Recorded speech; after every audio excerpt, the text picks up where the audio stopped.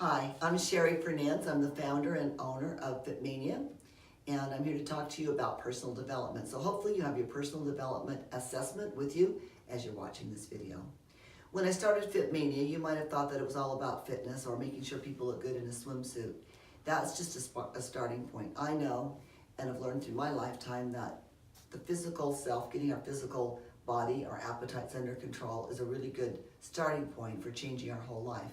And Fitmania is a unique company in that that's what we're trying to do. It's not just, yes, we have fitness classes, and yes, we have nutrition information, but we're also giving people new ways to grow in whole life personal development.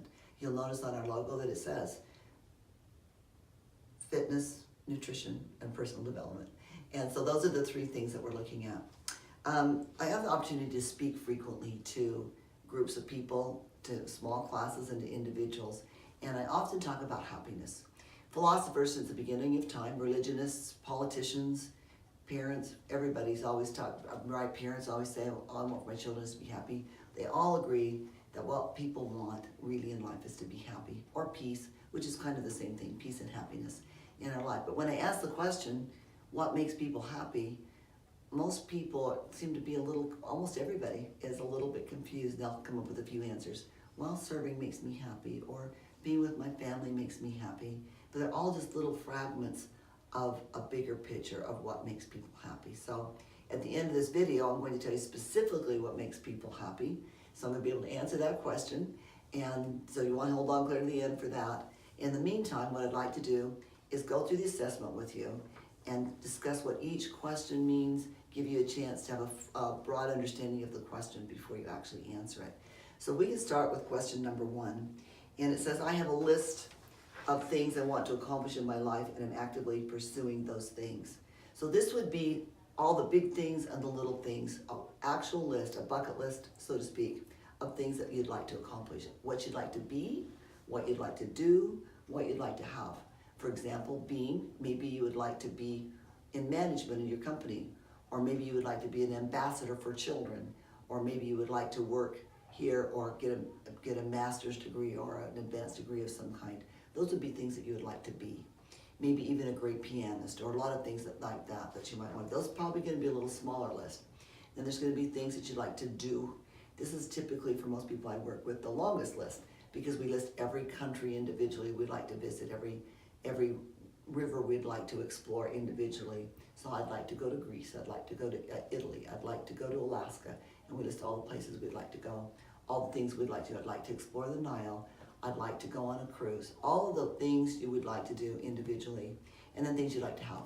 I've always talked about this when I talk about on my bucket list. I always use this one example, mostly just for fun, but I've always said, I want to pay cash for a brand new Mercedes. And I actually just did that a few days ago. So that would be something that you would like to do on your have list. Maybe you'd like a swimming pool. Maybe you would just like to have a new home, or whatever it is. So if you have a nice list of that written somewhere, that would be a 10. If you've never even thought about it, that would be a 1. So now go ahead and rate yourself on a scale of 1 to 10. You don't get to use the number 7. Okay, question number 2. At any point, if you need to stop this video to think about the question, please do so. Make sure that you answer your questions thoughtfully, because we're going to receive this assessment. It's going to help us find ways to help you. That's one reason. The other reason is because it's good for you to stop and think about some of these things. This is our life we're talking about, right? And it's good for us to stop and think about these once in a while. Number 2, I'm actively engaged in learning how to be a better spouse, parent, or friend. So I'd like you to think about your primary relationships. If you're married, you have a significant other, and that's your primary relationship, think about that one first and foremost. And then maybe if you have children, think about those.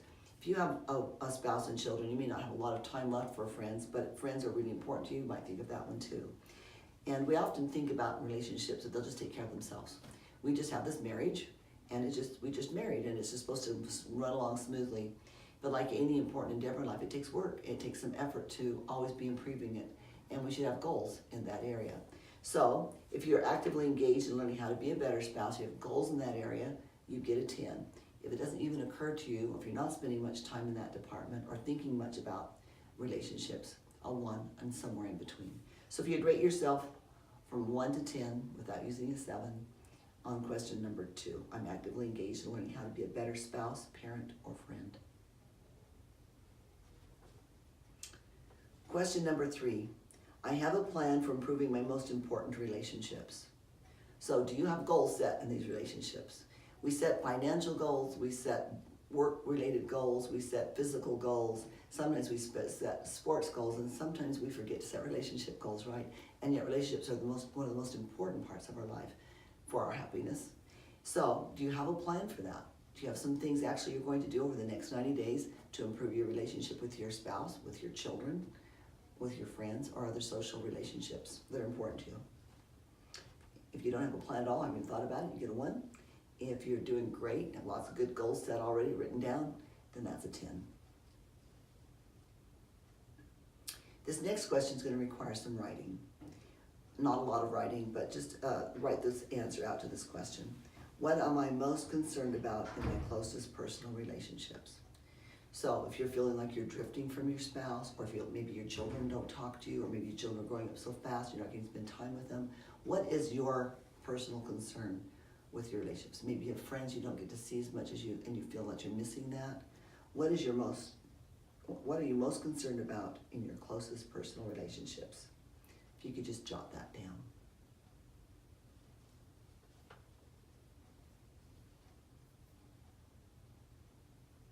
Question number 5. Again, stop the video at any time if you need more time for writing. My personal finances are in order.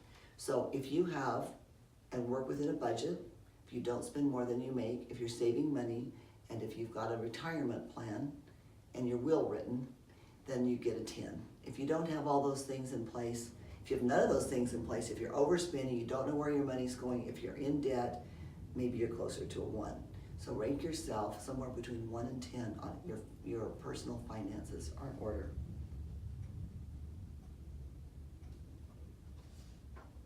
And you get to write again in question number 6. The thing I'm most concerned about in my financial life is, so what bothers you most about? Is it the debt? Is it still student loans? Is it that you don't have a budget or you don't know where your money goes? What is it that bothers you most about your financial life?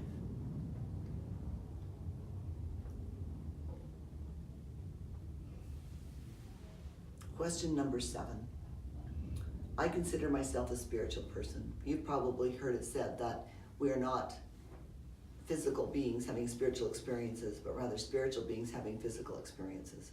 So I don't know what you believe about that, or if that's true necessarily or not for you, but at any rate, all of us have some kind of a need for some kind of a spiritual life.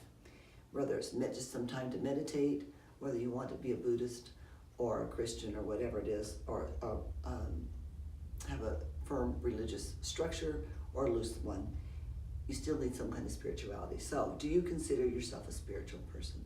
If you ranked out from 1 to 10. I consider myself a spiritual person. Obviously, if you're very spiritual, 10. If you're not very much, a 1. And closely related to that question is, I have a relationship with my spiritual source. I have a relationship with my spiritual source.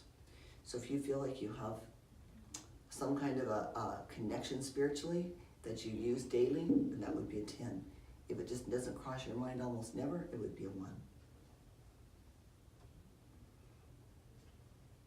And again, question number 9, what am I most concerned about in my spiritual life? Or what I'm most concerned about in my spiritual life is, and answer that question.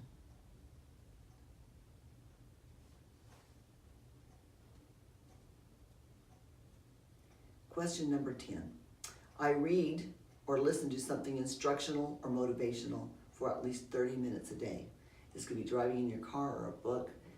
For me, I have a book in my bathtub and a book on my coffee table, and usually something in my car. But do you listen to something instructional or motivational every day for 30 minutes? If you do that, you get a 10. If you do it occasionally, you'll have to rank somewhere between 1 and 10. If you don't do it at all, of course, that would be a 1. Question 11, I have a clear and concise statement of my core values. Do you know what your core values are, and have you bothered to write them down somewhere? And that's going to be a question of 1 to 10. So if you don't even thought about it, it's a 1. If you kind of know what they are, you're somewhere between a 1 and a 10. If you have an actual written statement of your core values, you get a 10. Your core values would be the things that are most critical to you. Often your spiritual source might be one, or your family might be one. The importance for integrity and honesty in your life might be one of those core values. So what are your core values? Do you have a concise statement of them written somewhere? If you don't have anything, it's a 1. If you have them written, it's a 10. Number 12, I know what my personal mission in life is. So we all have something special. We feel that need to find and live something that we feel that's inside of us. That's kind of our thing we're meant to do in this life. If you have a full understanding of what that is, you've got it written down, and using it, that's a 10. If you've not ever thought about it or never considered having a personal mission of some kind, that's a 1. My own personal mission is that I empower people. That's why I run Fitmania. So if you have a concise mission statement for you, 10. If you've never thought about it, it's a 1. Number 13, I have a mentor or a coach who I trust.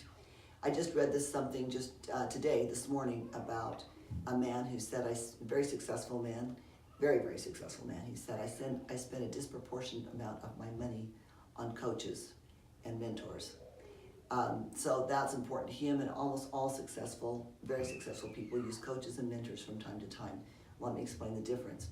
A mentor would be somebody who kind of takes you under their wing, somebody who has some skills, or maybe whole life skills, or maybe just in one area, and they just see an interest in you, and they spend time with you and help you grow and progress. A coach would be more of a paid person, where you would go to a coach and ask them for advice. Mentors can be in books too. They can be authors and other kinds of people. And most of us need a variety of mentors and coaches. But most successful people have them from time to time. How about you? I have a mentor or a coach who I trust on a scale of 1 to 10. If you've never considered it, you get a 1. If you have somebody that you're currently working with, you get a 10. And number 14, my personal development is important to me. This means I am growing and advancing in my life, and that's important. Writing goals, meeting those goals, seeing what else I can do with my life is important to me. If you're doing that regularly and consistently, then it's a 10. If it isn't that important to you, or you don't ever think about it, it's a 1. And one more time, you get to write. 3 things that you would like to accomplish this year are. So you have to decide, will the 2018 be just another year in your life that will go by, or will you do something great this year? And what would be the top 3 things you would like to do this year in your life? And write those down.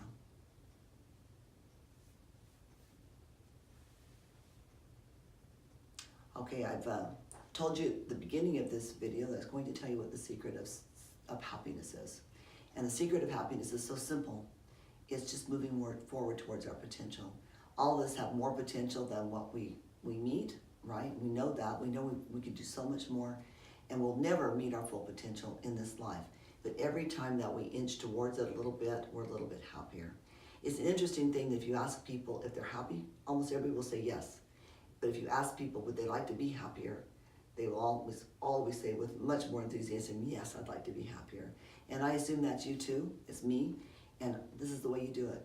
It's personal development. You move forward towards your goals, you be a little more than you were last year, and that's where happiness comes from.